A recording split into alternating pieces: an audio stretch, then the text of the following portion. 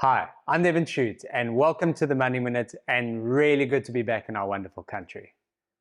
So, an important question we often get asked by our clients is, where is the Rand going?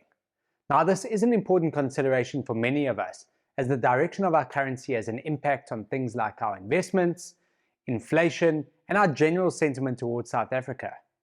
Now, having come back from America with my family, I was constantly watching the Rand-dollar exchange rate to see how much that next cappuccino would cost me. The Rand has had an understandably weak year this year against the US dollar. We started at 17 level in January, and we're now sitting at around 19, which means we've lost over 11% in value against the greenback this year so far. Now, this has been driven by a number of factors, and these you're all well aware of.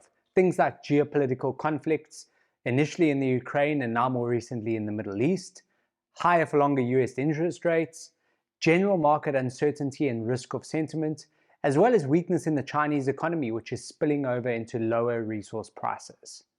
Now, at these weaker levels, the Rand is looking undervalued by many measures. And one of the most famous measures of these is the Big Mac Index, which compares the prices of Big Macs around the world. And this shows us that the same burger in New York costs the equivalent of 106 Rand, whereas it only costs us 50 Rand in South Africa today. Put another way, that means that on this basis, our currency is over 50% undervalued.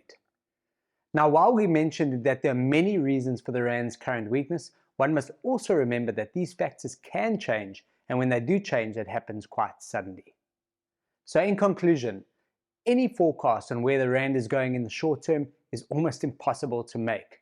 But one thing we can say with a good deal of certainty is that the Rand by its nature will continue to remain volatile. Thanks as always for watching. Have a great week.